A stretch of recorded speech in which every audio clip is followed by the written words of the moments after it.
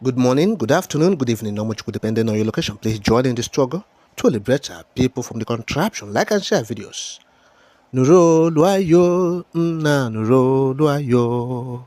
Nuro luayo, na nuro luayo. Ọ dịghị mgbe ike mmadụ ga-akarị ike Chukwu. Ọ dịghị mgbe ike Naịjirịa ga-akarị ike Biafra. Nna nuro, onye kere ụwa nuro luayo. Nna nuro, Olisa binigwe nuro akwayo. Now, the news updates. Debate on the repatriation of the separatist leader. In a parliamentary schedule posted on its website, the date set for the debate is Wednesday, July 7th. According to the document, Lord Alton of Liverpool will be raising the issue at the House of Lords and will query the Nigerian government on the separatist leader's transfer to Nigeria. The British government had said that Kanu, who was traveling with a British passport, was not arrested within the United Kingdom's territory as controversy continued to trail the circumstances and where Kanu was repatriated from. In another development, by Nigerian security forces in Nairobi. In 2021, Mr. Nnamdi Kanu, a British citizen, was abducted by Nigerian security forces in Nairobi, Kenya. Since his detention, he has been subjected to torture and many other unpleasantries. A United Nations Rights Council report released a damning assessment of Nigeria's government's treatment and called for his immediate release.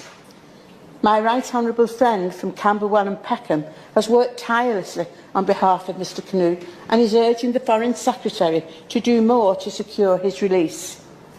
Nigeria is a Commonwealth nation that receives tens of millions in UK aid.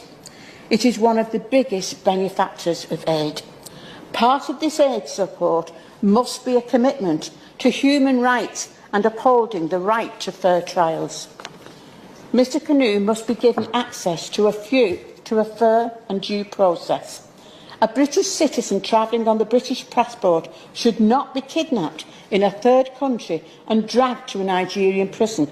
Now, look at what Mazi Nnamdi Kanu said years back that made the UK Parliament to send this strong petition to Nigeria, because they know that Mazi Nnamdi Kanu is the only person that will destroy them and destroy Nigeria and destroy the zoo country called Nigeria. As it stands now, the Nigerian government are panicking. They don't know whether they will go on with the trial or they will just let them just release this man because they are tired. A lot of petitions are coming in, even from different world organizations. So this is where we will break down all these petitions for you guys so that you can understand what is actually going on. So you can understand why we, the Biafrans, will continue to speak out. We will continue to spread all this information so that the whole world will realize what is actually happening in the zoo country called Nigeria and in Biafra land. So we'll continue to spread this information. We'll continue to make sure that we let the whole world know that the zoo country called Nigeria, the Tinubu government is gradually sinking. And the only solution to Nigerian problem is division. They know that the release of Mazi Nnamdi Kanu will bring more liberation and freedom for his people. They know. They know. And funny enough, when Mazi Nnamdi Kanu will be released, will be same week Mazi Simon Ekpa will be released. So we are a step further. We are a step further to our liberation. And we'll continue to make sure that we get liberated from the zoo country called Nigeria. You can see what is happening. Gradually, the zoo government of Tinubu is sinking. This is just 2 years of his government. He has extra 6 years. Before that 6 years, believe me, so many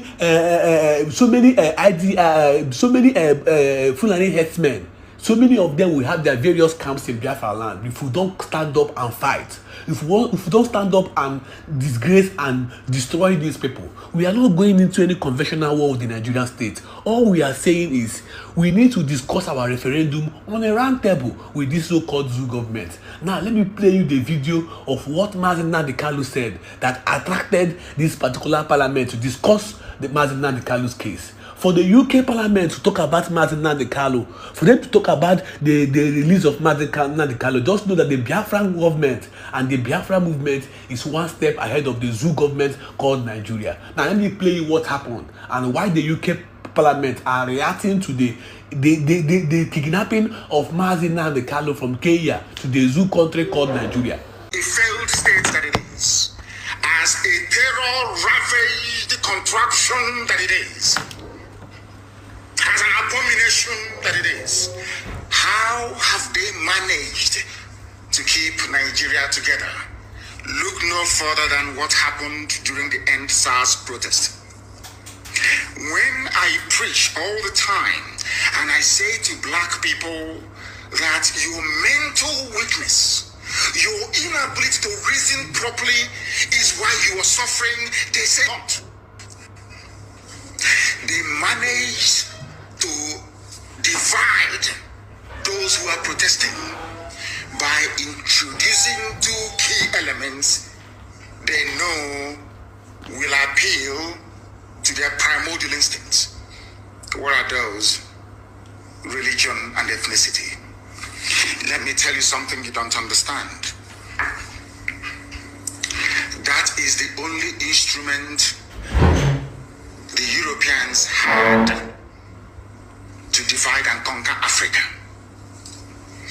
What they did was to pass it on to the Fulani Janjaweed. And with the help of the Fulefus and traitors in our midst in the entire South, both Yoruba and in Biafra, both in Oduduwa and in Biafra, it appears that they have managed to now gain the upper hand in the past decades. This continued effort to divide the East, I can assure them tonight, has failed to fail. And I want our people from Igodo from our land to Ogobo to understand this. They come to you, they plead with you to amplify your ethnicity against one another. It's a very clever trick. Whereas over the years, if not since the coming of this Janjaweed Caliphate government of late dead Buhari, the same people who they're like parasites.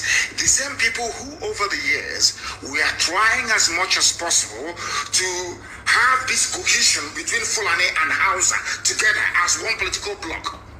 When they come to our land, they tell you you are Efik, you are Ibibio, you are Izon, you are Ishekiri, you are Urobo. That you are different. You must understand the reason why they keep harping on your differences, which in actual fact doesn't exist because we are all one people, is because it makes it easier for them to conquer you. Common sense. They know that if you go to Migodo, Edo State, of course you do. They know that if they come together with Ishekiri, with Urobo, with his own, with Igbo, with Idoma, with Igala, with Ibanke, everybody, when I say Igbo, I mean Ibanke as well, they know it becomes impossible to penetrate. We become free people. For them to succeed is a very clever ploy, which unfortunately Yoruba media is in support of. And I have warned them repeatedly. I have warned my Yoruba brethren repeatedly that this double game you are playing will consume you. And today they are in Yoruba land killing and taking over their forests. If not for the bravery of Eastern Security Network, I do not think for once that Amotekun would have had the balls, or should I say the courage, to confront Fulani headsmen in their forests. Understand this very cleverly. What they do is very simple. They come to your land as they have done with Hupus or Dema in Imo State. As we understand they have done with George Obiozo this evening. They plant your leaders for you. Your leaders who cannot rise up to challenge their hegemony. That is where I give Yoruba land some credence, or should I say some credit.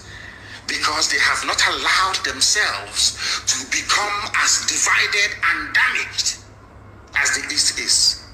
Can you imagine for 1 second? I ask you to ponder this for a second. A Fulani governor is interested in relocating all Fulanis across the Sahel, Nigeria, so that the Fulanis can have a country they can call their own home.